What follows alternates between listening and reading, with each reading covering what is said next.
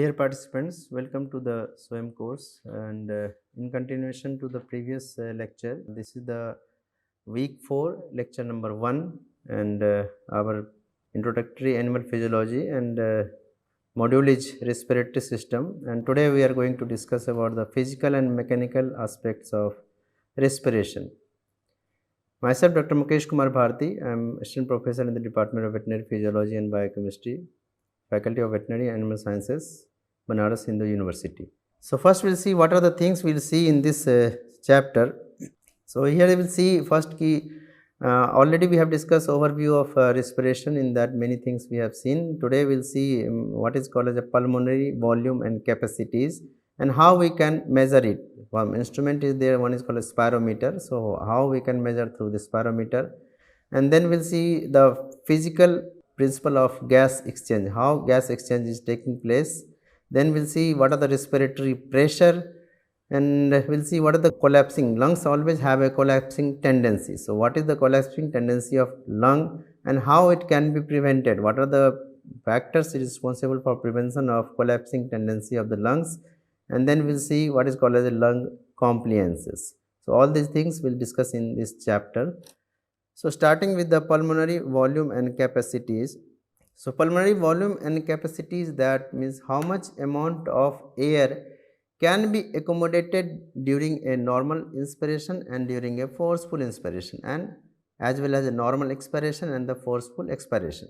So that is called as a pulmonary volume. Capacity means if we combine two volume together, then that is called as a capacity. So first we will see the pulmonary volume. Pulmonary volume is, first we will see what is called as a tidal volume. So tidal volume is the volume of air inspired and expired in a normal breath. So in a normal breath, normally what we are inspiring and expiring, that is called as a tidal volume. In case of the human, this reference means data has been taken from the human, because the many experiment has been done on the human. So in case of the human being, this tidal volume is around 500 ml. It means ki 500 ml of air is inhaling and exhaling with the each breath. So that is called as a tidal volume. Next is called as a inspiratory reserve volume. Inspiratory reserve volume means the extra amount of air that can be inspired over and above the tidal volume. So whatever the amount of volume that we can inspire after the normal inspiration, so that is called as a inspiratory reserve volume. Second is called as a expiratory reserve volume. So like inspiratory reserve volume, expiratory reserve volume is how much extra amount of air we can exhale after the normal exhalation. So that is called as a expiratory reserve volume. Then fourth one is called as a residual volume, volume of air remaining in the lungs after the most forceful expiration. So after the most forceful expiration, forcefully if you want to expire, so even though also some amount of air will be left in that lungs, so that volume is called as a residual volume, amount of air remain in the lungs after most forceful expiration. Also some part of the residual volume remain in the lung after the most forceful expiration. So what is the peculiarity is that because of the residual volume, the excised lung tissue, if you will put in the water, it will float. So that is the method of detection of the live and dead animal. Means live and dead animal means whether the animal was born and lived and after that death has been taking place, or whether the animals has been born dead. This type of differentiation can be done, because if the animal will born live and after that they haven't died, and if their piece of lung will put in the water, they will float, because some kind of air has been gone into the lungs. If the animal will born died, that type of animal, if you will take the tissue of the lungs, if you will put in water, they will sink. So that is the method to distinguish or differentiate between whether the animal was born live or it was born dead. Simple method to determine that one. So that is the benefit of having the residual air. After the pulmonary volume, pulmonary capacity is there. So pulmonary capacity is the combination of two or more volume together. So when we combine two or more volume, then that is called as a pulmonary capacity. So there are certain pulmonary capacities, they are like inspiratory capacity. inspiratory capacity equals the tidal volume plus the inspiratory reserve volume. So, if you will add inspiratory reserve volume with the tidal volume, then that will give the value of inspiratory capacity. Then another one is called as a functional residual capacity. Functional residual capacity is the amount of air that remain in the lungs at the end of normal expiration. So, at the end of normal expiration, whatever the amount of air will be left in the lungs, that is called as a functional residual capacity. So, difference is between the functional residual capacity and residual volume is that residual volume is the volume of air remain in the lung after more forceful expiration, but functional residual capacity that during normal expiration whatever the amount will be left, that is called as a functional residual capacity. It equals to the expiratory reserve volume and the residual volume. So, when we combine these together, we will get the functional residual capacity. Third is called as a vital capacity. Vital capacity means the maximum amount of air that can be breathed in after the most forceful expiration. It equals to the inspiratory reserve volume plus the tidal volume plus the expiratory reserve volume. So, except the residual volume, all the volume if you will combine together, that will give the vital capacity, means whatever the amount of air you can exhale or inhale forcefully maximum, that is called as a vital capacity. So, except residual volume, all volume comes in a vital capacity. Last one is called the total lung capacity. Total lung capacity means if you will include the residual volume with the vital capacity, that will give the total lung capacity. So, that is the important volume and capacity. Here now thing is that how we can measure the lung volume and capacity. So, lung volume and capacity we can measure through an instrument that is called as a spirometer, and the method of measurement is called as a spirometry. So, here this diagram I have drawn, this is the conventional type of a spirometer where the water is filled in a tube and then floating drum will be there, and through this floating drum one counterbalance will be attached, and through this floating drum one mouthpiece will be attached through which we can blow the air. So, whatever the air will be blow, accordingly this counterbalance will move up and down, and whatever the ups and down will takes place, that will be taking recording in a recording drum is there, on that the pen will be attached. So, whatever the movement of this counterbalance will takes place, through which pen is attached, and this recording will take place on the recording drum in a graphical representation. So, that is the how this spirometer is working. So, spirometry is the method to measure the lung volume and the capacity. Spirometer is made up of metal and it contains two chamber, outer chamber and the inner chamber. I already told that outer chamber will be filled with the water and inner chamber with the oxygen chamber. Outer chamber is called water chamber because it filled with water, and a floating drum immersed in the water and inverted position, and drum is counterbalanced by a weight, and this weight is attached to the top of the inverted drum by means of a string of chain, and the pen will be linked to the attached counterweight so that whatever the movement will be there, that can be measured. So, during inspiration what is happening? During inspiration the drum will move up and the counterbalance will come down. The reverse will take place during the expiration. So, what is happening? What is the peculiarity? How we can measure here? Upward and the downward movement of the counterweight are recorded in the form of a graph. So, graphical representation will take place. Sometimes graph will go upward and sometimes it will go downward. So, what the upward and downward reflect? The upward deflection of the curve shows the inspiration. The upward deflection of the graph will show the inspiration, and the downward deflection will show by the expiration. So, through if we will get some kind of graph, we can measure it, that whether how much inspiration and how much expiration has been taking place, and different volume and capacities we can determine through this graph. So, this is the graphical representation. I have tried to draw it. So, this is the graphical representation of the lung volume and capacity, and this is the reference volume for the human being. So, here we can see in the center one, this is the tidal volume, that normal inspiration and expiration what is taking place is denoted by the tidal volume. Then here is the residual volume, and here you can see this is called as the vital capacity. If you will include all the volume except the residual volume, then that will call as a vital capacity. So all the volumes are there. Maximum volume is the maximum lung capacity in case of the human being is around the 6000 ml, and tidal volume I have already told it is around 500 ml. So whatever the value is there, you can, if you see some kind of graph, you can easily determine the inspiration and the expiration of the particular person. Then coming to the another important part of this one, that is called as a dead space ventilation. What is called as a dead space ventilation? So dead space ventilation is the ventilation which does not take part in the gas exchange.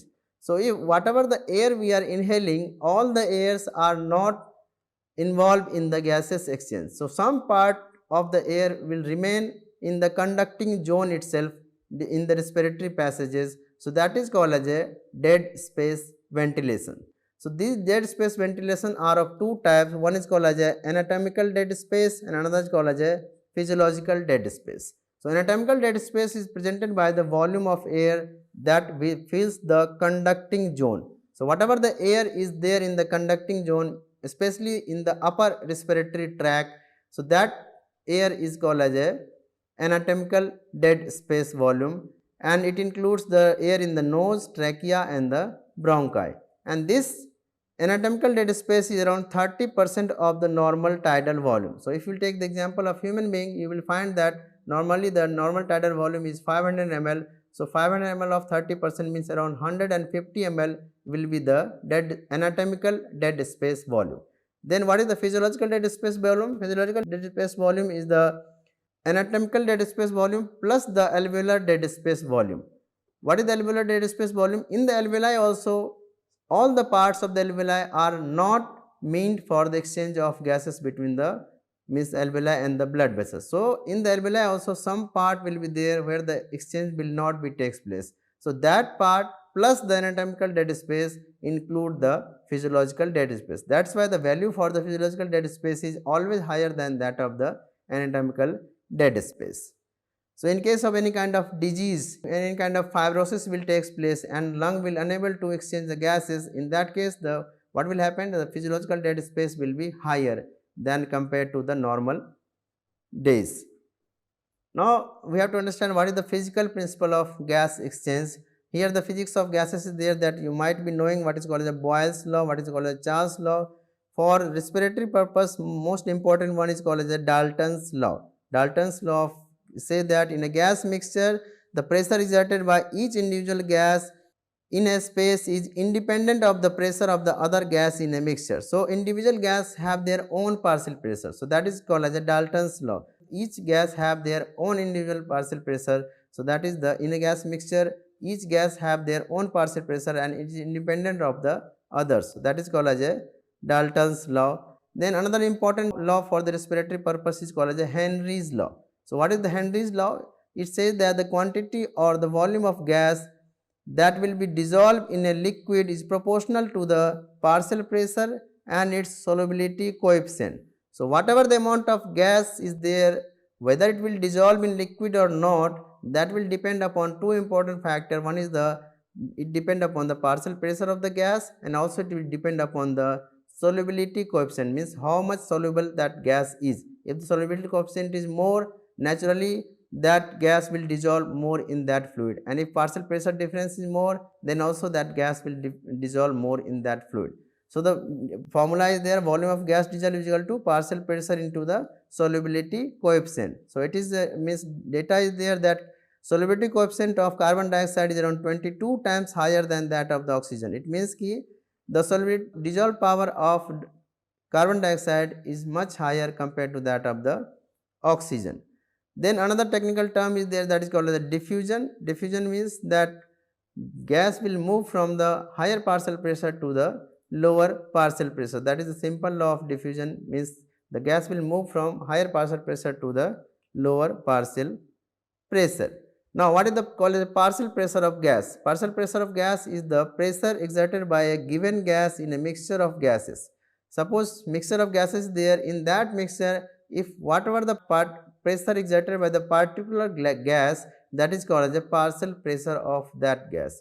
So how we can measure this partial pressure? Partial pressure of gas can be calculated by multiplying its concentration by the total pressure. Total pressure means whatever the pressure is there at the sea level, that is the total pressure, and then if you multiply with the concentration of that particular gas in the mixture, then we can get the partial pressure of that particular gas. So approximate composition of dry atmospheric air at a sea level, it is that oxygen concentration, as we know, that is 20.93%, carbon dioxide is 0.03%, and nitrogen is 79%.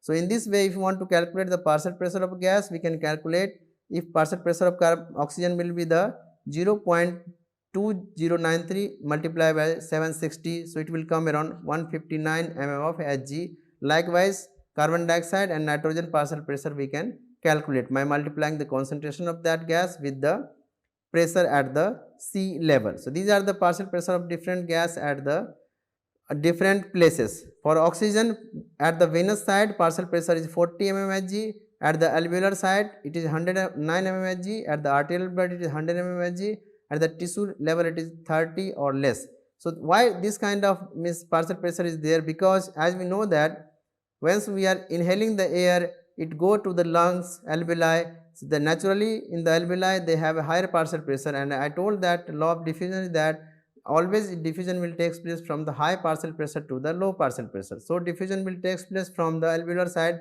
towards the bloods and again towards the tissue. That's why alveolar air have the more oxygen partial pressure and the tissue have the less.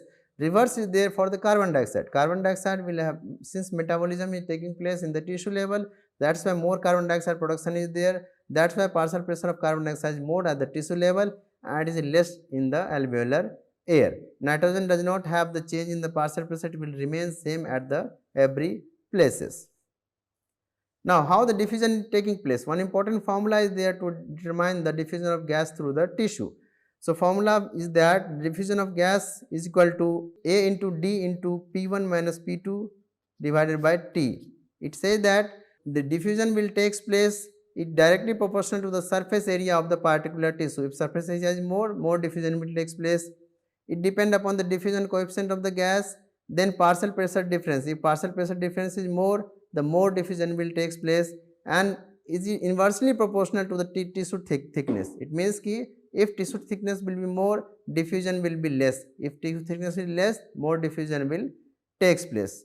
So I already told that diffusion coefficient of carbon dioxide is around 22 times more than that of the oxygen. What is called as the respiratory pressure? Respiratory pressure are of two types. One is called as a intrapleural pressure and another is called as a intra-alveolar pressure. So intra-pleural pressure we have already discussed when we are discussing the lung. The pleural cavity between two pleural, there is a space that is called as a intrapleural space, and whatever the pressure is developing, that is called as a intrapleural pressure. And second is called as a intra-alveolar pressure, also called as a intrapulmonary pressure. So this pressure have, I told at that time, that is very important role in the inspiration as well as the expiration.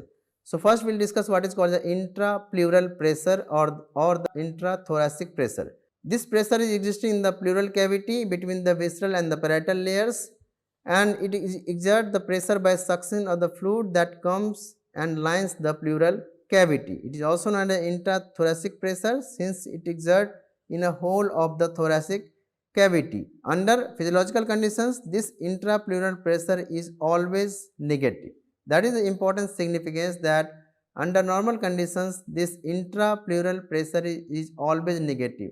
What is significance of having negative pressure? Because negative pressure it help in the inspiration, because negative pressure will be generated, more air will be forced to come inside. So that is mainly help in the inspiration. It also help in the keeping the lung in an inflated state. That is the significance of the negative intrapleural pressure. So value for the intrapleural pressures during the normal inspiration is minus 6 millimeter of Hg, and at the end of normal expiration this pressure is minus 2 mmHg. So both cases this pressure is negative. So during the inspiration as well as expiration, the intrapleural pressure is always negative. A significance is already I have told that it help in inspiration as well as it also help in keeping the lung in an inflated position.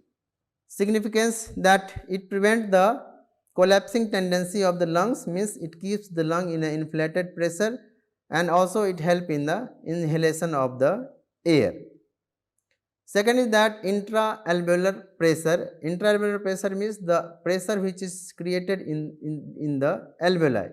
So that is normally equal to the atmospheric pressure. Whatever the pressure of the atmosphere will be there, that will be the pressure of the intra-alveolar, that is around 760 mm of Hg. It become negative during the inspiration and it will become positive during the expiration. So unlike the means intrapleural pressure, the intra-alveolar pressure will be different. It will be negative during the inspiration and it will be positive during the expiration. Normal value, if you will see, during the inspiration it is minus 1 mm of Hg and during expiration it is plus 1 mm of Hg. So that is the difference how this pressure is changing. Intrapleural pressure we have seen it is always negative, but intra-alveolar pressure sometimes it is negative and sometimes it is positive, especially during the inspiration it become negative and expiration it is the positive. Then what is the significance of intra-alveolar pressure?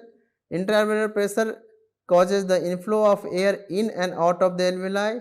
During inspiration it creates the negative pressure so that the air will enter into the alveoli, and during expiration it creates the positive pressure so that it can be exhaled out of the alveoli. So that is the important significance. That's why I told that it have a very important role in the inspiration as well as the expiration, because inspiration required to suck the air inside, so that's why negative pressure has been created, and expiration required the development the positive pressure so that the air can be go out of the lungs. Also intra-alveolar pressure help in the exchange of gases between the alveolar air and the blood. So that is the significance of having the positive and negative intra-alveolar pressure. Then another pressure is there, that is called as a transpulmonary pressure. So what is transpulmonary pressure? It is the pressure difference between the intra-alveolar and the intrapleural pressure. If we will subtract the means pressure difference between the intra-alveolar and the intrapleural,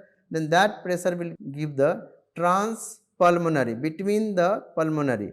So this will be measures the elastic force of the lungs. So this pressure will decide the how much elasticity will takes place in the lungs. So that is called as a transpulmonary pressure. Now what is the collapsing tendency of the lungs? Always lungs try to collapse themselves. It's like a means just for example, it's like a bubble. Bubble, if you will see, if you will soak some detergent in water and then you will find that some kind of bubble is there.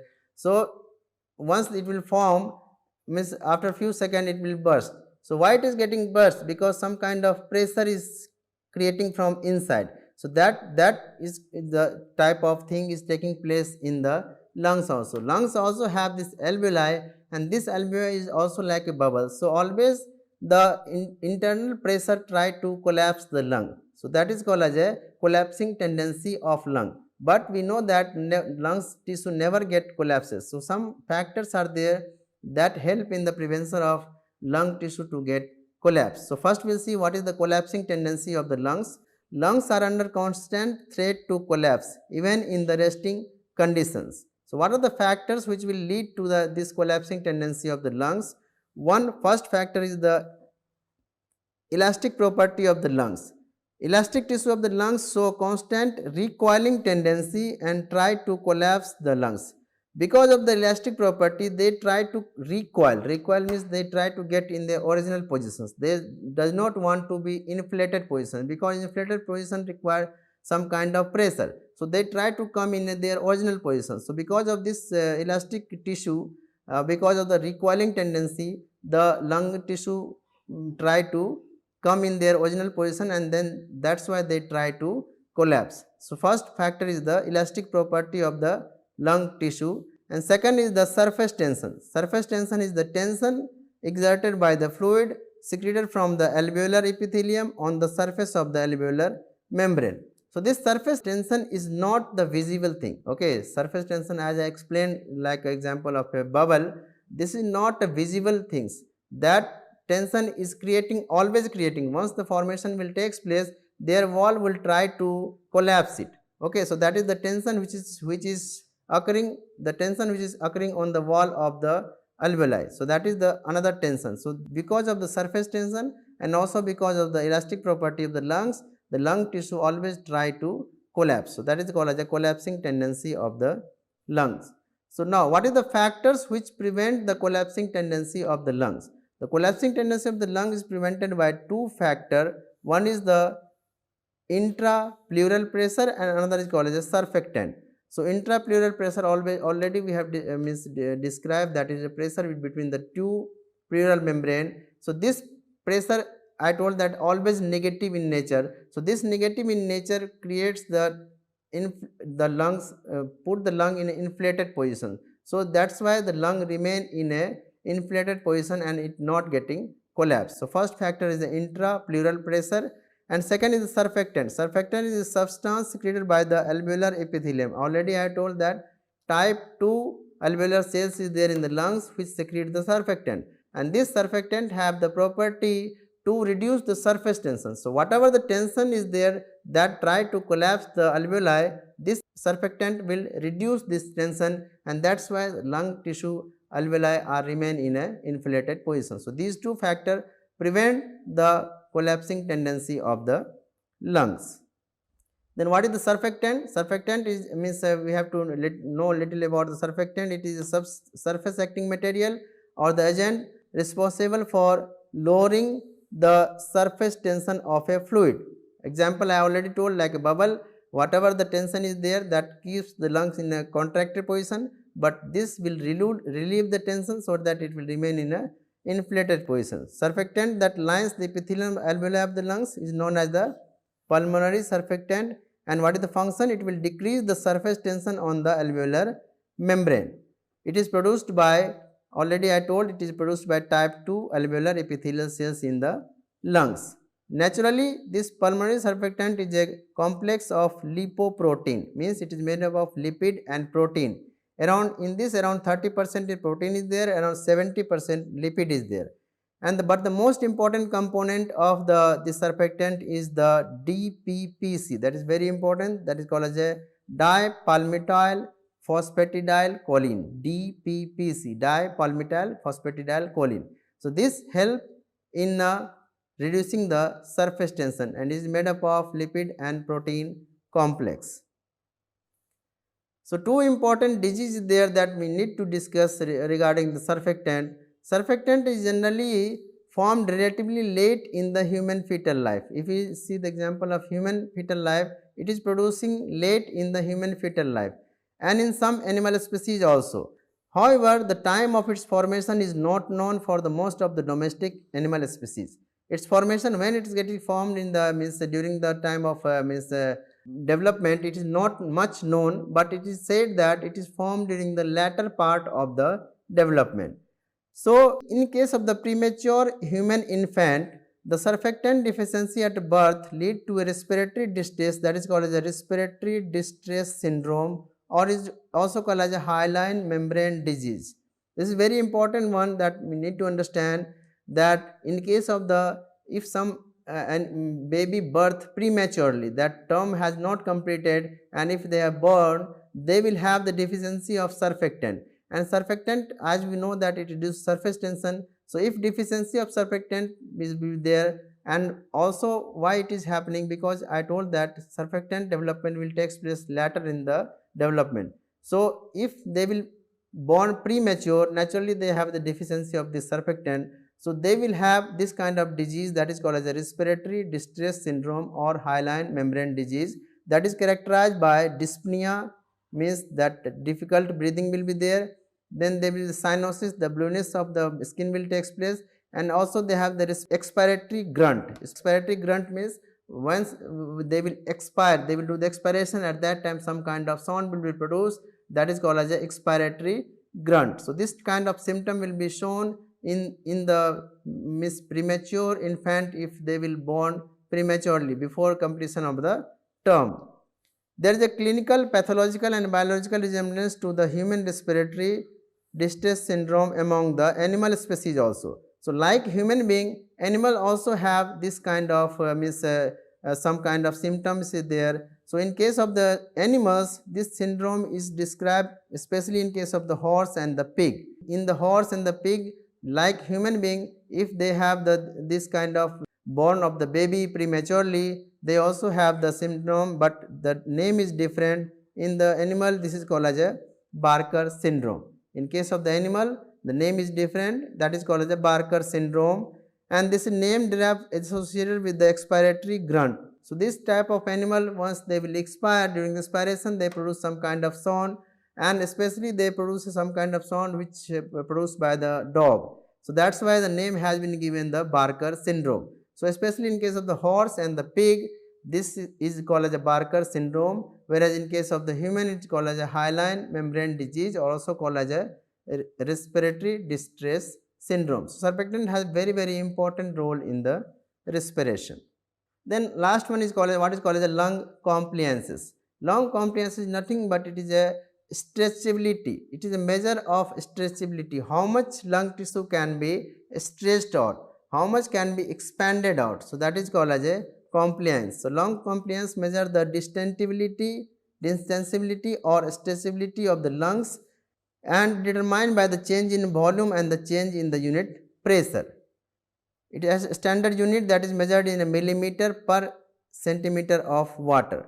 So if compliance value of in a particular animal has been decreased over a period of time, the tissue of the lung will become more rigid and less distendable. It means to say that if compliance will be decreased, and it generally decreases as the age advances, means as animals are getting older or human beings are getting older, the compliance value are getting decreasing. So what will effect will takes place if compliance value will decreases, the lungs will be more rigid. If lungs will be more rigid, then what will happen, the expansion and contraction will not be takes place at a proper rate. So that is the demerits of having the decreased compliance.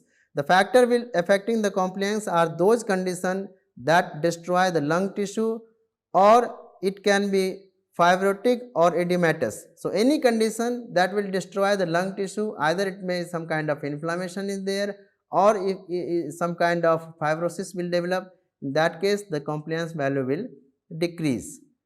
Changes in the surfactant affect compliance value, and the lack of surfactant is associated with decreased compliance. So surfactant also has some relation with the compliance. If surfactant value will decrease, the compliance of that particular lung will be decrease.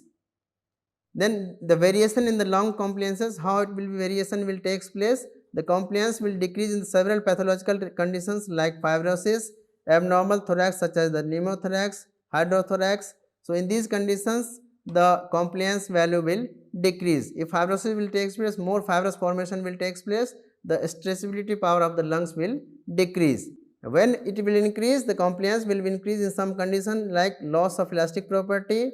It may occur in case of the old age or in case of the emphysema. So if emphysema will takes place, emphysema, what is happening, the alveolar wall are getting destroyed. So in that case the compliance value will increase. So that is the how lung compliance is increasing or decreasing in some and other conditions. So in this way today we have discussed many things, starting with the pulmonary volume and capacities. Then we have seen the different how we can measure through the spirometry. Then finally we have seen what is called as a collapsing tendency of lung and how it can be prevented, and then we have seen the lung compliances. So that is the end of today's lecture. Thank you.